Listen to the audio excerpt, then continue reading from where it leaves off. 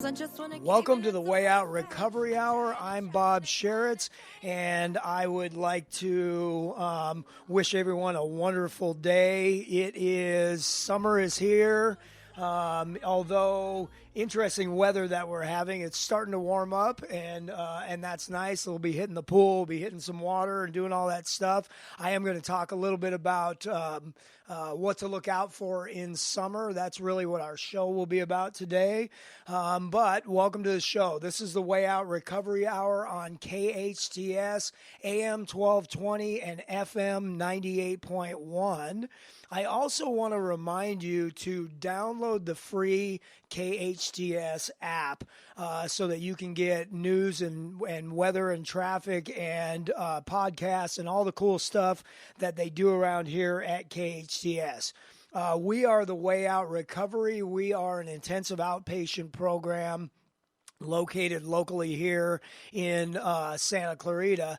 We're on the corner of Bouquet Canyon and Plum Canyon. Our physical address is 28118 Bouquet Canyon Road.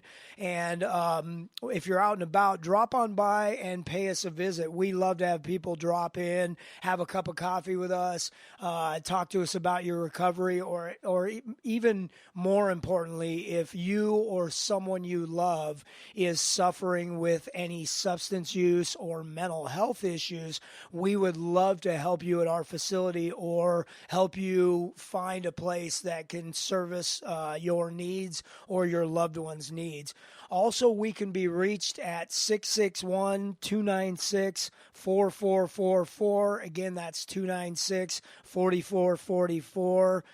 Remember that asking for help is the first step. And so if you or someone you love is suffering, there's no need to sit around and suffer anymore. I know that sometimes it can be very difficult to ask for help, but that is the first step. And so give us a call or visit our website. You can schedule a confidential appointment on our website, and we are at thewayoutrocoveryscv.com. You can also send me a personal email, bob@thewayoutrocoveryscv.com. But again, if you're suffering, someone you love is suffering, or someone you know, and you want to get them help or you want to get yourself help, reach out to somebody. If not us, somebody else. Again, that's 296-4444. And our show, I don't think I've talked about this in a long time. We've been on air for a couple of years now. And, the purpose of this show, the Way Out Recovery Hour, is to bring you the most up-to-date information about drugs and alcohol, about recovery, about the help that you can get.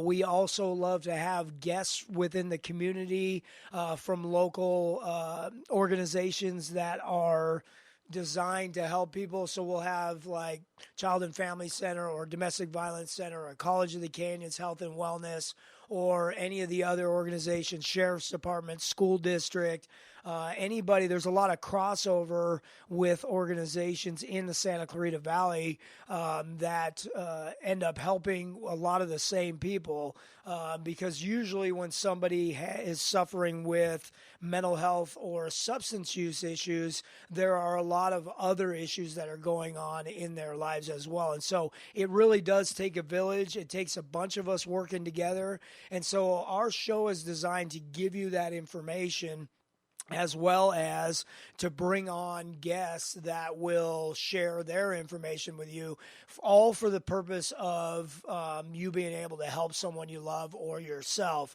and get to the place that you need to get to get the help that you need. So in today's show, I'm going to talk to you about what to expect in summertime. Things change with the seasons. Kids are out of school, and we tend to see, interestingly, in treatment treatment, we tend to see a drop in the number of teenagers that are in program, almost as if they're out of school now and the parents are still, nothing changes for the parents, right? We're still working and going about our business, but it's almost kind of like a free-for-all for our teenagers. They don't have very much accountability. And, with the impulsivity of the teenage brain and add on top of that mental health and or substance abuse issues, and you have a recipe that sometimes can lead to a lot of trouble. So we want to make sure our kids are safe during the summertime, and I want to talk to you about what we can do to make sure that happens. I also want to touch base on some scary trends that we're starting to see in drug and alcohol use and treatment, and the people that are coming through our program. We're starting to see a rise in methamphetamine use again, and so I'll talk a little bit about that right there. And also I want to talk to you, if we have time today, I want to talk to you about signs that you can see for yourself. If you're out there and you are what a lot of people are, is just sort of normal, drinkers, or maybe pot smokers, or dabble a little bit or experiment a little bit here and there with drugs. And you can't always tell whether or not you or someone you love is getting out of control. And so I want to give you some tips on how you can see for yourself whether or not it's becoming a problem. And maybe even better yet, how if you identify that it is a problem, that you may be able to get yourself out of that before it gets so far out of control that you don't have the ability to reel it back in. So, all of that or some of that, if we run out of time, on the Way Out Recovery Hour today. I'm Bob Sharits, and we will be back in a few minutes. Why do people from all over Santa Clarita come to our spa in Canyon Country? Simple. They want the highest quality services at prices that everyone can afford. This is Rosemary from Beyond Harmony Med Spa. Read our reviews and know why we won the Ultimate Beauty Awards 2 years in a row by the readers of Elite Magazine. Come and see how close we really are and experience the level of excellence that our clients have loved for the past 13 years. Go to beyondharmony.com or call 298-8008 today for a free consultation. The best live theater can be found right here in the Santa Clarita Valley. The Canyon Theater Guild has been entertaining audiences for decades with top-quality musicals and plays. Located on Main Street in Old Town Newhall, CTG also offers workshops for the young actor in your family. For more information, call the box office at 799-2702 or go online to canyontheater.org. Aloha, friends. Go check out Honu Coffee, home of the best cold brew coffee. What makes their coffee special is how their organic coffee beans are infused with nitrogen to create a smooth and delicious cup of coffee. You'll also find traditional bold coffees and island-inspired signature drinks. They're the perfect place to catch up with friends or just relax with your favorite cup of joe. Honu Coffee on Lyons and Walnut in Newhall. Stop by and say aloha. And now for your convenience, a second Honu location at 23502 Lyons Avenue between Peachland and Apple. Hey there, it's Tori with your hometown station weather. Mostly sunny this week with highs in the low to mid 80s, overnight lows in the upper 50s to low 60s. For anything and everything Santa Clarita Valley related, go to hometownstation.com or find us on social media, Instagram, Facebook, and Twitter at KHTS Radio. 98.1 FM and AM 1220. KHTS, your hometown station.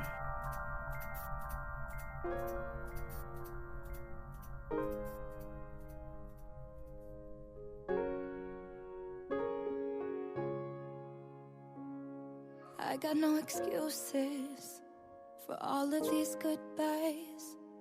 Call me when it's over. Welcome back to the Way Out Recovery Hour. I'm Bob Sharits, and today's show, so I want to remind you that if you're just tuning in, the purpose of our show is kind of multifold, just like addiction and just like recovery and just like substance use and mental health, it's multifaceted. It can be very complicated.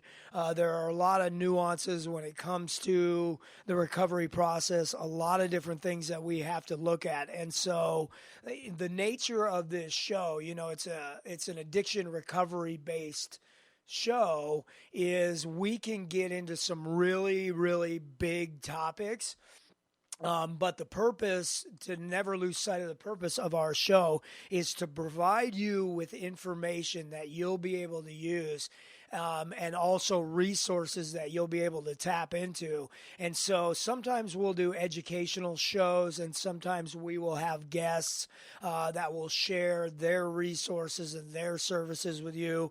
And all of it is in an attempt to get you to really take a look at what's going on in your life as far as substance use goes on and mental health, to think, do I need help? And if so, at the end of the day, our goal is to get you to reach out for help. Asking for help can sometimes be the most difficult thing. I know that for me personally, I really knew that my drug use was a problem, got at least 5 years, maybe closer to 10 years before I actually got clean and sober. But what would happen is I would get into trouble, and then I would clean it up a little bit and think, it's not that big of a deal. I can do this on my own.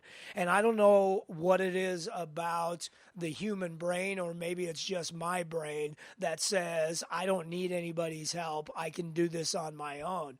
But that idea right there really kept me stuck in my addiction for a very, very long time. Pride, ego, whatever it is, not wanting to let go of control, I don't know. But you don't have to reach a spot like I did where you are beaten down so badly that you have no other choice but to ask for help. We have a couple of things about the world that we live in today.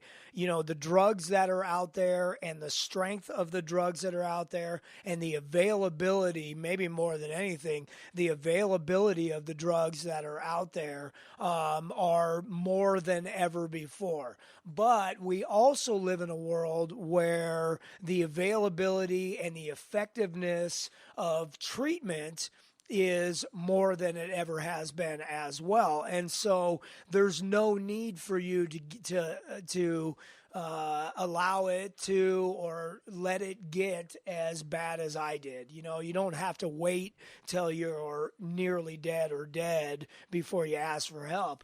Help is available even if it's not that severe. And better, the best treatment for any sort of issue is to catch it as quickly as possible. And so if you think you have a problem, ask somebody for help.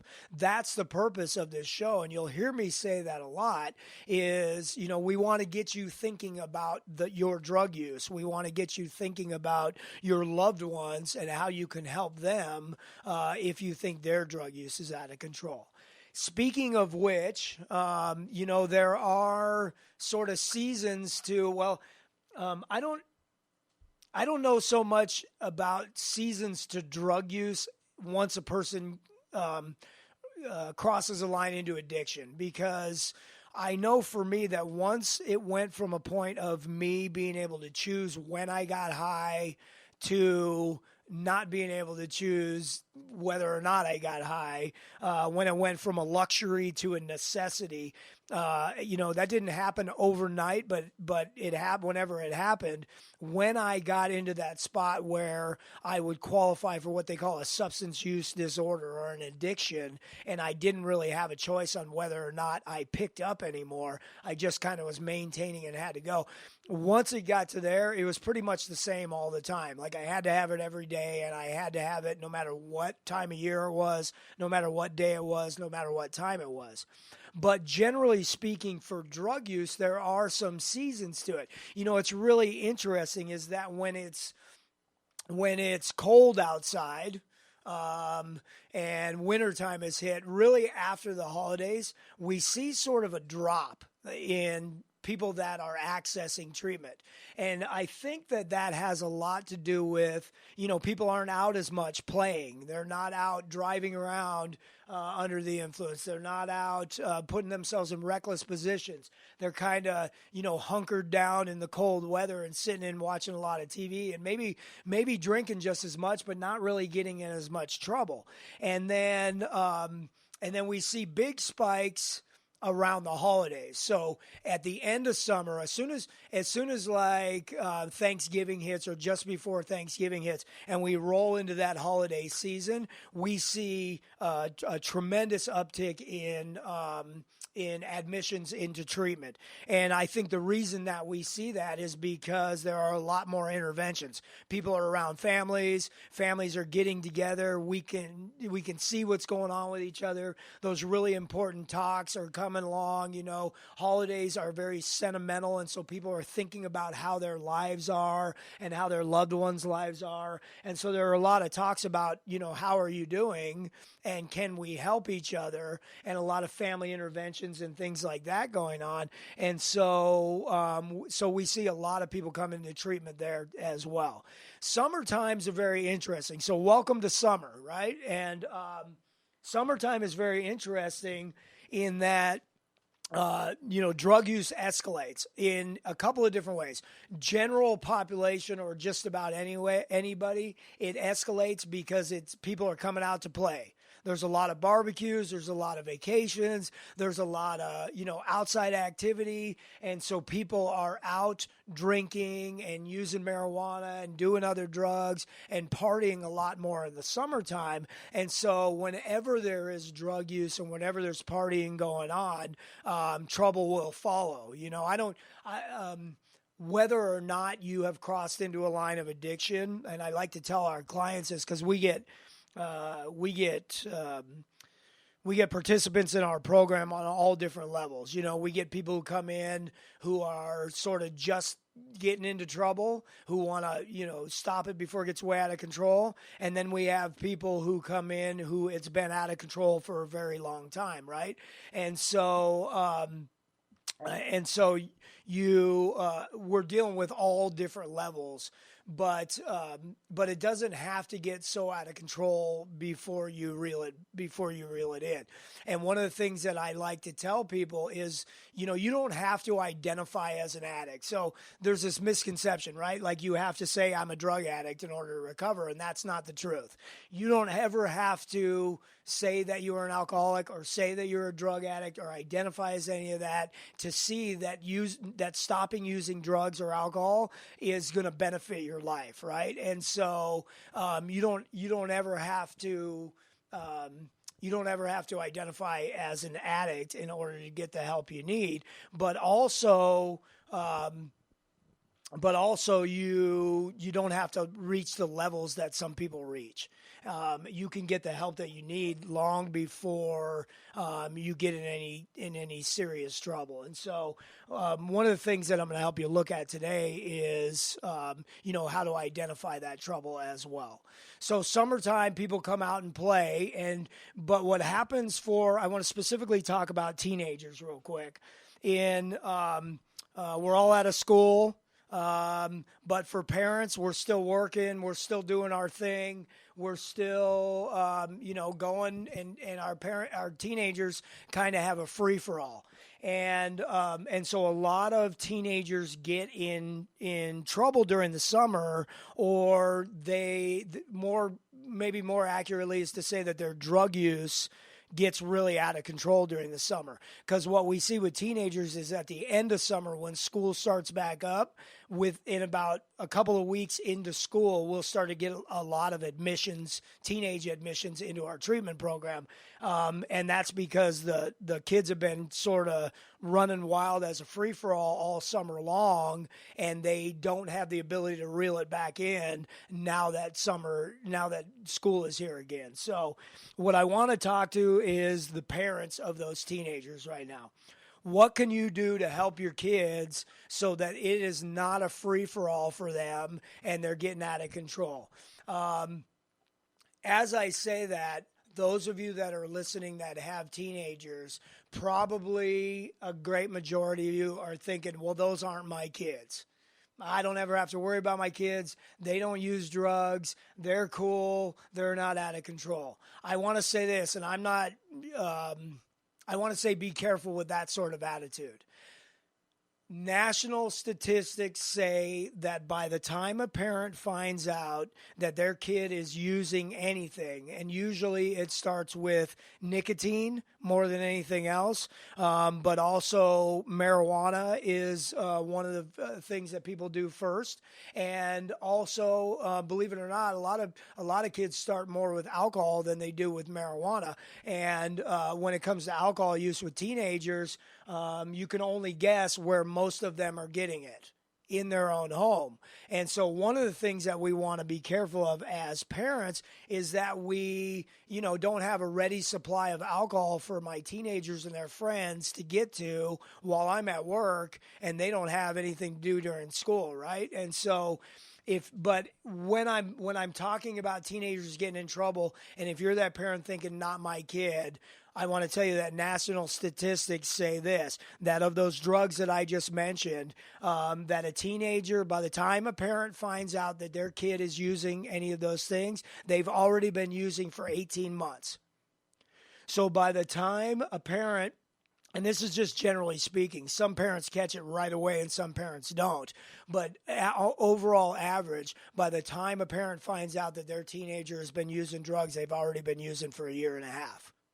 Let's let that sink in for a minute, because I want you parents to think about this. Most of us have experience with either drug use ourselves, drinking ourselves, or friends in high school who did, or friends in college who did. And I want you to think about how very quickly drug use or drinking can get out of control. You can pick up and start drinking for the first time and within a couple of weeks get in some real serious trouble with drug use, right? And so think about if that goes unchecked for a year and a half. And so by the time you find out that your teenager is using, the statistics say that they've already been doing it for a year and a half. And a year and a half of drug use can get really out of control. And so there are some things that we can do to combat that. I want you to ask yourself what those things are, and then I'm going to let you know, and it doesn't change during the summer. Absolutely number one most important thing that any parent can do to help their kid from either starting using drugs or getting out of control when they do, number one is know your kid. Now, a lot of people are going to say, well, of course I know my kid, but I want you to ask yourself, how much time do you really spend with your kids? How much time do you actually sit down at the end of the day? For most people, it's very quickly. We're not spending time with our kids. And so it's really important that we take that quality time, especially in their teenage years, and check in with them every day. Have a plan for them during the summer when you're at work. What are you going to do today? Summer camps, programs. The city of Santa Clarita has awesome programs out there. There are a lot of great places where your teenagers can have safe fun out here. Always check in with your kid during the day when you're at work. Have them check in with you. Keep tabs on them. And I don't mean like you have to invade your kids' privacy and spy on them. If you think you need to do that, then go for it. I'm not saying that there's anything wrong with that. But if you're having conversations with your kid and you know who they are, you're going to see some changes in their the way that they behave and the way that they act and the way that they look, that would indicate that there's some sort of problem either with drugs or perhaps mental health issues. Some of those changes that you might see are things like changes in the music that they're listening to, the clothes that they're wearing, the friends that they have. Little side note on that, you should know who your kids' friends are. You should know who your kids' friends' parents are. and be having regular conversations with those. Anybody that your kids are hanging out with, I know for me, anybody that my kids are hanging out with, I want to know who their parents are. I want to have conversations that we're on the same page about what we know, what our kids are doing tonight. If they say they're going someplace, I know from my own experience that some of the things that we did as teenagers is we would tell our parents we were going one place and going someplace else, and have the other teenagers lying for us, and we end up at parties and things like that. And so I want to make sure that my kids are telling the truth, and I want to coordinate with their parents on that. I want to spend time with my kid. I want to know what they're doing during the summer, and I want to have a schedule with them. Something else that's really important for parents of teenagers to, and maybe this is even more important than spending time with them, right, is to be a good model, to be an example. Now, when I say what I'm going to say next, if you're offended by it, you may want to take a look at that. So what I'm going to say is this: be a model to your kids. If you are drinking or using drugs and you're okay with that, I'm not saying that there's anything wrong with that. I'm not telling you not to do that. But you better be able to have an open and honest conversation about why it's okay for you to do it and not okay for your 15-year-old to do it. And if you can't have that conversation and really have a viable conversation about the difference between a 15-year-old using alcohol and a 40-year-old using alcohol, not just, well, it's not legal for you, because that's not a good enough conversation. There has to be reasoning why. If you want to know reasoning why, we can get into all kinds of reasons about brain functioning and how damaging it is at 15 years old, and how impulsive the 15-year-old brain is, and why the use of alcohol on top of that impulsivity is a recipe for disaster. Then we can start to have a conversation, right? But if I'm modeling for my kids that I put in a hard work day and I come home at the end of the day and alcohol is my solution to taking the edge off, what I'm telling my kids is that alcohol is the answer to their stressors. And so I might want to take a look at that kind of stuff, you know. I got to be a model for my kids. I have to be a model for my kids. And so, and again, you know, it's not certainly a criticism on anybody that drinks, or in today's world, maybe even more dangerous, but certainly a conversation piece that's interesting is in the recreational legalization of marijuana. That's the same conversation as alcohol now, right? I can't tell you how many teenagers there's been a huge, so since the legalization of marijuana, what we see is that there's been a huge increase in usage of marijuana amongst teenagers, really. And the reasoning behind that is because there's this idea that if it's legal, it must be safe. And that is not the truth, right?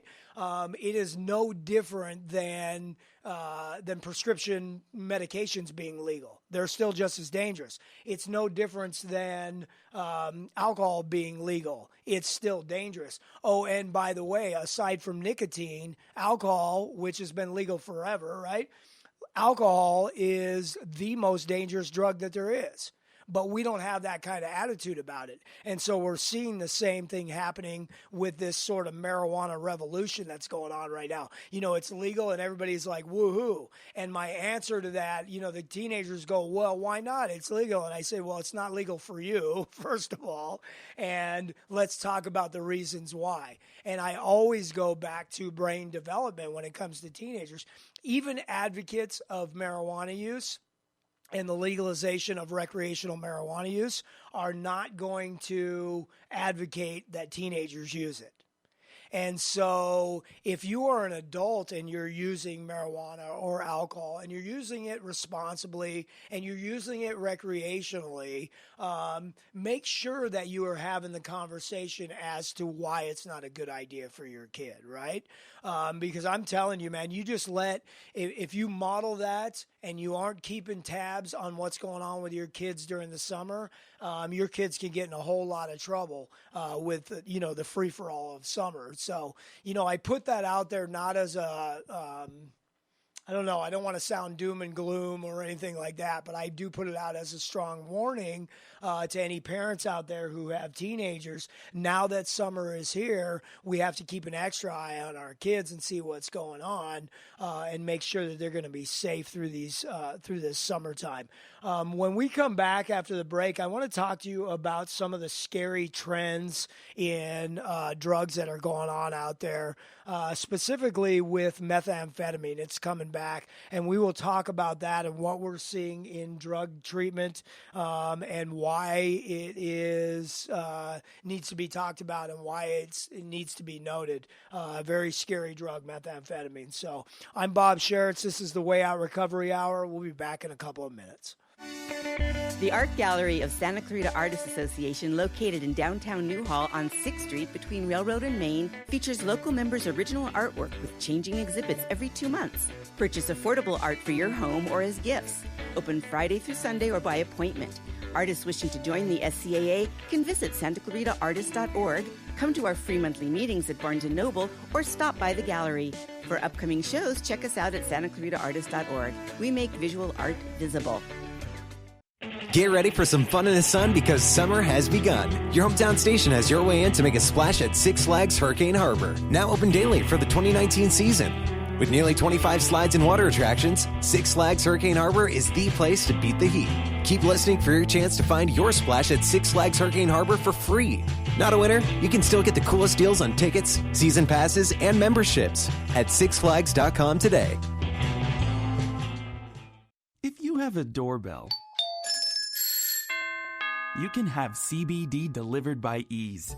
Ease is basically CBD Central, a fabulous array of CBD products, great pricing, and loads of information and advice. Ease even has a super knowledgeable concierge to guide your selection process in a live chat. It's the ease of CBD, delivered right to your door. Go to easewellness.com. That's easewellness.com. EAZE wellness.com. We all know sometimes people lose their way.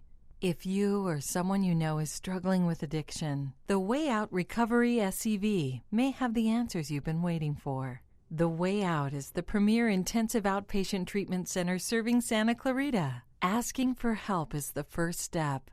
Call the Way Out today, 661-296-4444. That's 296-4444 for a private free assessment. The Way Out is an accredited, affordable outpatient program that accepts most insurance. Call us at 661-296-4444 or check us out online at thewayoutrrecoveryscv.com.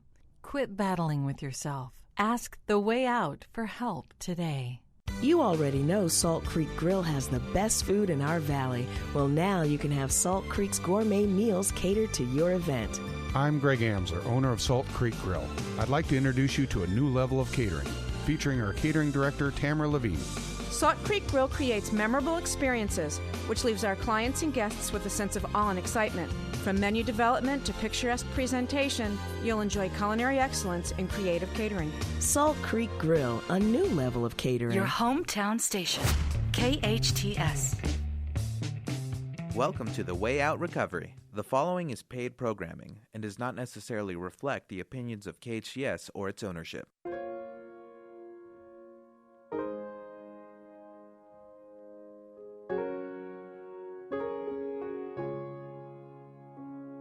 I got no excuses. Welcome back to the Way Out Recovery Hour. I'm Bob Sharits, and if you are just joining us, we're here on AM 1220 or FM 98.1 KHTS. I want to remind you to download the free KHTS app on your mobile device so that you can get up-to-date information and great shows like this one anytime at the click of a button. And if you are just joining us, one of the things that keeps coming up, and I want to in conversation, is what are the drugs that are sort of hot and popular right now, and that so drug trends typically have about a 20-year life. However, opiates it kind of got interesting with opiates, and they stretched out a little longer than that. But generally speaking, there's about a 20-year popularity. Now, when I say that, I don't want anyone to think that just because, let's say, opiates are popular at this time, that other drugs have gone away. One of the things that I think that we do that really needs looking at is that we tend to highlight and really do prevention efforts and really do a lot of talk about one specific drug. And what it does is it sort of leaves the other drugs seemingly not as dangerous. And that is not the truth. And so for the last 20 years almost, certainly for the last 10 or 15, we have been talking about nothing but heroin and prescription opiates and the opioid epidemic, and that is necessary, and it's a good idea, and we're saving lives by doing it, and the information is out there, and there are some really big changes that are happening that I think are beneficial in terms of the readiness with which we prescribe addictive medications, the practices of marketing those addictive medications, the money that can be made behind prescribing those addictive medications. And what I mean by that is there are some lawsuits that are making precedents. There are states that are suing drug companies because of their practices. There are policies that are changing nationally, globally, locally around prescription of medications and around legality. There are laws that are being enacted that make it easier for somebody to seek help or to get help for someone else, namely a couple of things, and this kind of brings it home.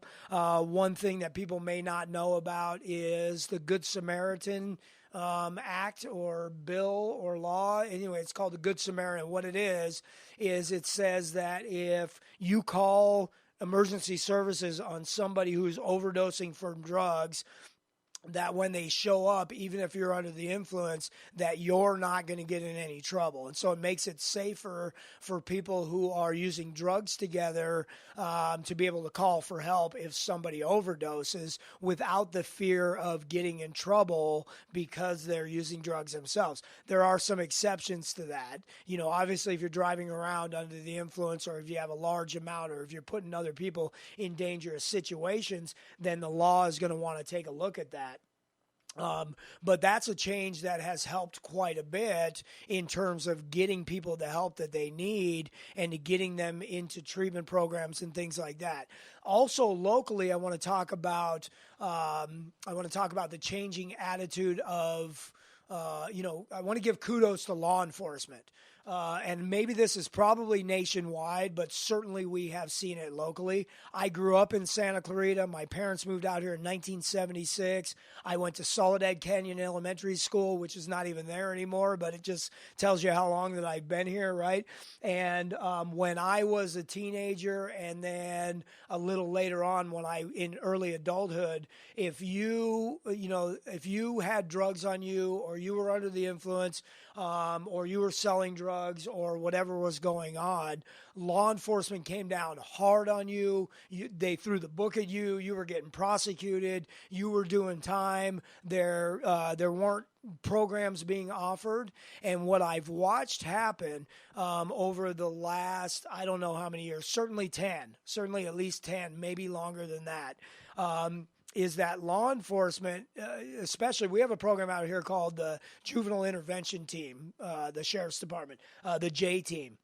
And what they do is that if somebody gets caught with drugs or is under the influence or has a run-in with the law, one of the things that they offer them under certain circumstances, and I think most, unless you're putting people in danger, is that if you get yourself into a program and you clean up your act, that we will not prosecute you or charge you or whatever for the possession of the drugs or whatever's going on. And law enforcement, especially around the J team, the Juvenile Intervention Team, has been assisting people in getting into treatment for a long time now. And so, the changes that are being made around, around policies around drugs are really making a difference. But nevertheless, drugs have had drugs generally have about a 20-year popularity. So for the last 15 and coming on 20 years, opiates have been all we've been talking about it. Prior to that, if you look historically, and especially if you ask anybody in treatment that's been around for a while or anybody in law enforcement, prior to the opiates epidemic, almost everybody that came into treatment, especially in certain age groups like young adults, methamphetamine, tons of methamphetamine. And so it had about a 20-year run. Prior to that, it was really the age of cocaine and crack cocaine, like in the 80s and the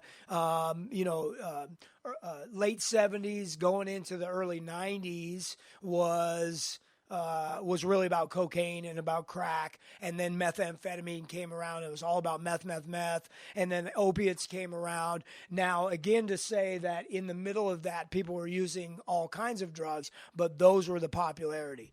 So something that we've been seeing, and it's been about the last year that I've really started seeing it, the primary age group in just about any treatment facility, and this is true for us as well, probably 50% of your population, no matter where you go in the United States, is going to be of the age group of about 18 years old to about 25 to 28 years old.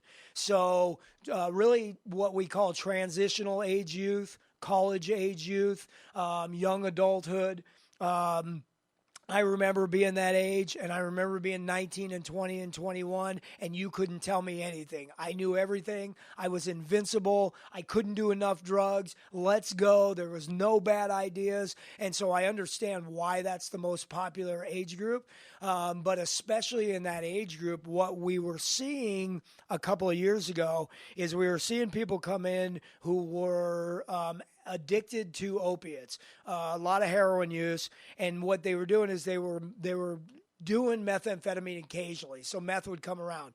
Now what we saw was they're doing both simultaneously, and even in all my drug use, when there's this thing called goofballs out there that are doing where they're putting meth and heroin together. And even in all my drug use, I heard about that. I'm like, wow, that's nuts to me. That's pretty crazy to me to mix those two extremely powerful drugs together. Now what we're seeing is more meth use and less opiate use. And when I have those conversations with people, a lot of it is really the aftermath of all the deaths that are coming behind heroin use and behind opiate use. People are dying on a regular basis from that stuff because of the stuff that it's mixed with, like fentanyl and all this other, you never really know what you're getting when you're buying street drugs. But back it seems like back when I was doing it, you could almost like trust your dealer. You kind of knew what you were getting, and you kind of knew what to expect. In the last 10 years, there's this really scary thing happening out there. People are getting drugs, and they're dying from the drugs that they think are like, you never really know the strength of these opiates. And so people are like overdosing on a regular basis and not being able to predict that. I had a conversation with a guy a couple of years ago, heroin addict, and I said, what do you do about that? It must be really scary for you to be an intravenous heroin user and not be able to know how strong your drugs are going to be. And what he said to me is, he said, we just do it differently now. Instead of doing one big shot, we do a bunch of little shots. So we do a little bit at a time to make sure we're not going to die from it. And if it's okay, we do a little bit more and a little bit more. And that's the answer, which, if you're sitting out there listening and you've never experienced addiction, you might think, well, why don't you just stop if the stuff is going to kill you, right? But that's the nature of addiction, is I'm getting drugs that I know might kill me, and I can't not use them. You think about that. That's how strong addiction is. This stuff might kill me, but there's a part of my brain that's going to make me do it anyway, right? And so they combat that. And what's happened with that is, I think that people are really scared now of opiates. And so they're using less and less of that, and they're starting to use more and more of methamphetamine. And almost everybody in that age group that we see come in, certainly in the last 6 months, maybe the last year, is a lot of methamphetamine. So for those of you who are not familiar, methamphetamine is a stimulant, but it's not as much of a stimulant as it was 25 years ago, when it was made with a specific combination of chemicals that were readily available to people who made methamphetamine. Those chemicals worldwide have been outlawed, and so methamphetamine manufacturers have gotten maybe creative and started using other different mixtures of chemicals. And so the stuff that is out there today certainly is a stimulant, but it's almost more of a hallucinogenic than it is. And so what happens with methamphetamine is, you'll see, and pay attention to this, because this is what we're going to see over the next couple of years. What you're going to see with the methamphetamine users, you're going to see an increase in mental health issues, specifically mania, schizophrenia, schizophrenic affect, anything, psychotic breaks. So you're going to see a lot of people that are doing meth that really have delusional thinking. They're seeing things that aren't there. They're hearing things. They're very paranoid. And so if you know somebody that fits that description, right? They think the government's after them. They think aliens are coming to get them. They're very paranoid. They believe in conspiracies. They're talking about that stuff, and they're high energy. They're probably doing some kind of stimulant, and most likely methamphetamine. My drug use was in the world of methamphetamine as well. And so a lot of times I seem very passionate about this particular drug in itself. And the reason that I do is because I cannot tell you how many friends that I've had that are either locked up, or they have become schizophrenic, or have severe mental health issues, and a lot of them have died as well, that they're not coming back from that, even though they've stopped using the drugs. One of the things that methamphetamine does is it causes those brain changes that have severe mental health consequences. And even if a person stops using the drug, it doesn't reverse in the brain. And so it's an extremely dangerous drug. Methamphetamine doesn't kill as many people as opiates do, but it makes people crazy and they never come back. And so we're going to see a rise in severe mental health issues, specifically around schizophrenic affect or psychosis, in the next couple of years because of the rise in methamphetamine use. One of the other things that happens around there's around methamphetamine is there's a tremendous, for some people, there's a tremendous increase in sexual activity. Dangerous sexual activity runs hand in hand with methamphetamine use, and so you'll see a lot of cases of sexually transmitted diseases, HIV cases, and things like that happen around methamphetamine use. Another thing that happens with the use of methamphetamine is there's a lot of violence and anger that is associated with it. A lot of people that do methamphetamine become very angry, become very violent. And unfortunately, so you're going to see an increase also in domestic violence cases and battery cases and things like that. When there's methamphetamine inside of the home, a lot of times there's violence inside of the home. And maybe I'll end talking about meth like this. So this is a scary new trend, right? It's happening right now. You're going to see it get worse. Watch over the next couple of years what happens. It's extremely scary drug. And maybe in all of that, what I've seen in my own experience, the people that suffer the worst are the kids inside of those families. You know, when people are doing methamphetamine, there's a lot of neglect of children. There's a lot of neglect of health. There's a lot of violence and domestic violence and battery and things like that, and a lot of anger issues. And the children are either directly involved in that or they're sitting there watching that. And that causes all kinds of stuff. You know, kids who grow up in that kind of environment or experience those kind of traumatic events, if they don't get the help that they need, and generally speaking, when a kid is growing up in a drug-infested home, they're not getting the services that they need. They're not getting therapy. They're not talking to people about what's going on in their lives. They're not getting the counseling and the thriving and the family interaction that a kid needs to be okay. And when that happens, those kids right there will suffer lifelong problems because of those traumas as well. And those same kids are going to be more likely to have mental health issues and drug addiction and maybe even methamphetamine use themselves. And so, I can't state enough as to the severity of this.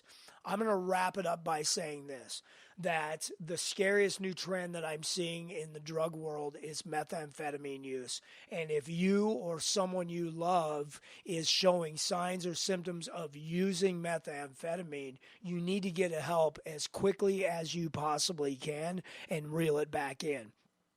I want to end by giving you a little bit of hope because it's not all hopeless. You know, there may be people sitting out there who are thinking, oh, my God, my son, my daughter, my brother, my sister, my mom, or my dad are using methamphetamine and they're not stopping. And what can I do to get them the help that they need, right?